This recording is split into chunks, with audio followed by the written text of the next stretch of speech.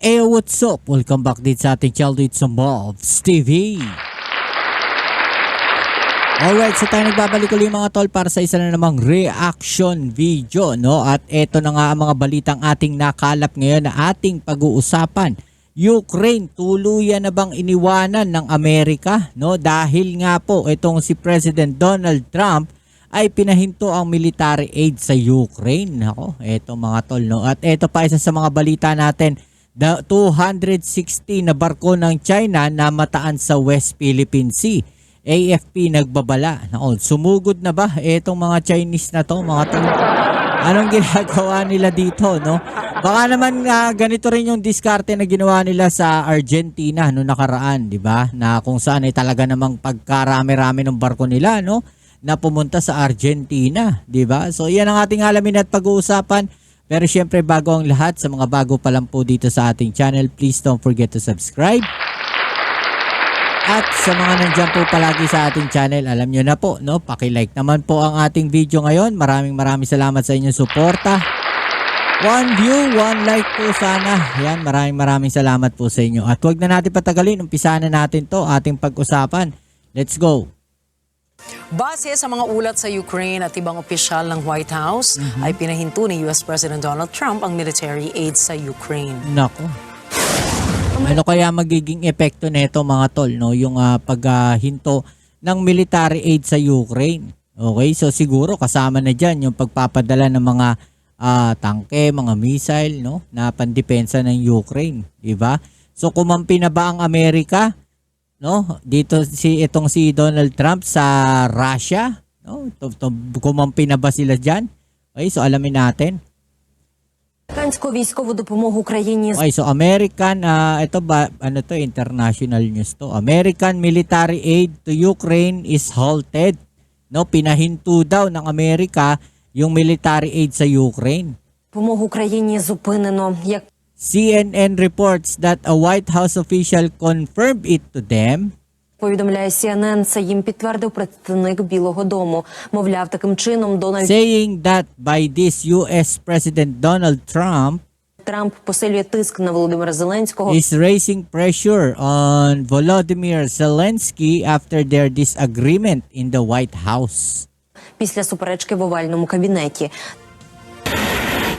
Anya, pansamantalang ititigil at pag-aaralan muna ang kanilang ibibigay na aid para matiyak na ito ay nag-aambag sa isang solusyon. Ayon naman sa isa pang opisyal, sakop ng paghinto ng aid ang lahat ng military equipment na wala pa sa loob ng Ukraine. Saad ng opisyal ng paghinto ng military aid sa Ukraine ay direktang tugon sa kung ano ang naging pananaw ni Trump sa inasal ni Zelensky sa kanilang naging pagpupulong noong nakaraang linggo sa Oval Office na nauwi sa mainit na sagutan.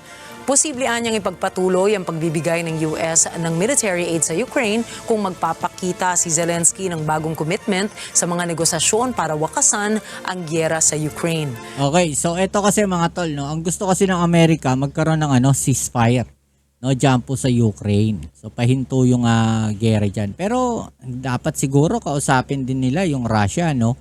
At ang ito nga pong European countries, mga tol, no, na ibalita rin po yan na kung saan suportado pa rin naman itong Ukraine.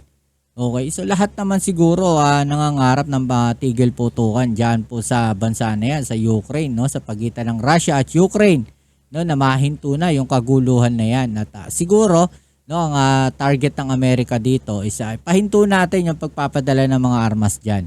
Okay, so para mapuwersa, no, itong Ukraine na ihinto, no, yung gera. Pero ang problema kasi kung hihinto sila sa pagdepensa nila, okay, so yung Russia naman tuloy sa kanilang opensa, so paano magkakaroon ng kapayapaan diyan? 'Di ba? Siguro dapat parehong huminto. Okay, so ceasefire talaga. Ay so pag-usapan kung ano yung dapat gawin, 'di ba? Ayon kasi sa ilang opisyal, nais ni Trump at kanyang senior aides ng acknowledgement mula kay Zelensky na maaaring sa pamamagitan ng public apology bago magkasundo sa minerals deal o bago magkaroon ng diskusyon sa pagpapatuloy ng military aid. Okay, so yung minerals deal na yan mga tol, meron din daw po atang agreement, no? Ito nga Russia at Amerika. Okay, so yung minerals deal na yan, ayon po sa Russia kay Putin, mas malaki yung kanilang reserves. No, kumpara po dito sa Ukraine. Okay, so siyempre kung kayo, ano mas mas kakampihan ninyo, no? So doon kayo sa mas maraming reserves. So posible kaya na yung Amerika kumampi na sa Russia, 'di ba? Makikita naman ito bilang parte ng pressure strategy ng Trump administration sa Ukraine. What do you need to see from President Zelensky to restart these negotiations? Well, I just think he should be more appreciative because this country has stuck with them through thick and thin. We've given them much more than Europe, and Europe should have given more than us because, as you know, that's right there. That's the border. President, is the Ukraine minerals deal now dead, or can it be revived? What's your... Well, I'll let you know. We're making a speech. You probably heard about it tomorrow night, so I'll let you know tomorrow night. But no, I don't think so. President Zelensky supposedly made a statement today in AP. I'm not a big fan of AP, so maybe it was an incorrect statement, but he said he thinks the war's going to go on for a long time. And he better not be right about that. That's all I'm saying.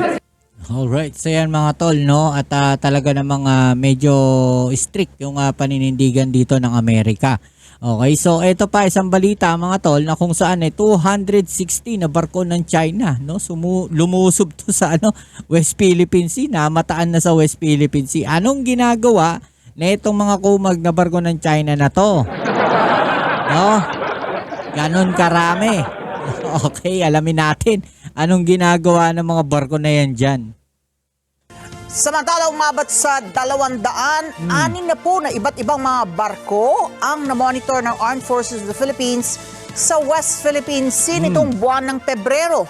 Ayon kay AFP spokesperson Colonel Francel Margaret Padilla, laming siyam dito ang namataan sa mga special features sa West Philippine Sea. Kabilang sa mga na-monitor nila ang siyam na Chinese Coast Guard vessels at 2 People's Liberation Army Navy vessels sa Bajo de Masinloc. Okay, so siyam tsaka 2 lang, 'di ba? So 260 yung barko. Yan yung sinasabi natin sa inyo, no? Lagi natin sinasabi, 260 na barko ng China pero siyam yung Coast Guard nila at 2 PLA Navy. Okay, so ano yung iba? Chinese militia vessel? Panakot lang, pamparami lang? No? O kaya mga fishing vessel ng China? Yan sinasabi natin sa inyo. Sinasabi nila na sila yung may pinakamalaking naval force sa buong mundo. Pero kung titignan natin talaga, marami lang tignan dahil sa kanilang mga Chinese militia vessel. Pero yung panggera talaga, kukunti lang yan. No? Mahinang nila lang talaga yung China na yan. Mahinang nila lang yung mga yan. Mayroon ding 7 Coast Guard vessel at 1 PLA Navy ship doon naman sa Ayungin Shoal.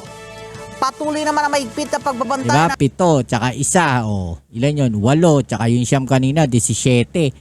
So 243 pa rin. Diba? Yung discrepancy ng numero. Ang laki pa rin. So yung 243 na yun, ano yun? Display lang, 'di ba? Barkong pangisda, militia vessel, parang gano'n. O baka mga barko na naguhukay, nagde-dredging para palakihin yung mga isla nila. 'Di ba? Pwedeng gano'n Pwedeng sabihin natin na marami lang talagang tignan etong mga barko na to ng China, pero mapanlin lang talaga yung mga 'yan. 'Di ba? Huwag tayo nagpapaniwala sa kanila.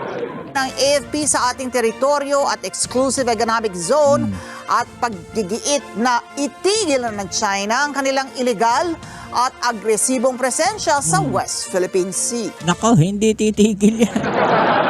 Tigas ng mukha ng mga yan Diba? Their persistent illegal presence in the West Philippine Sea blatantly disregards the 2016 arbitral tribunal ruling and infringes upon our sovereignty and sovereign rights. Your AFP will remain steadfast in our commitment to upholding international law and defending the integrity of our national territory. Yun mga tol, no? Ano sa palagay ninyo ang ginagawa ng mga barko na yan ng China dyan po sa West Philippine Sea? No? Wala naman silang dapat na gawin dyan. No? Ano yan? Nakatambay lang dyan? Pagpapakita lang? Okay, so yan muli. Maraming salamat sa lahat ng mga patuloy na suporta dito sa ating channel. I-comment down sa ibaba ang mga opinion. Anong masasabi ninyo dito sa mga balita na to, especially dito sa 260 na barko ng China na fake news.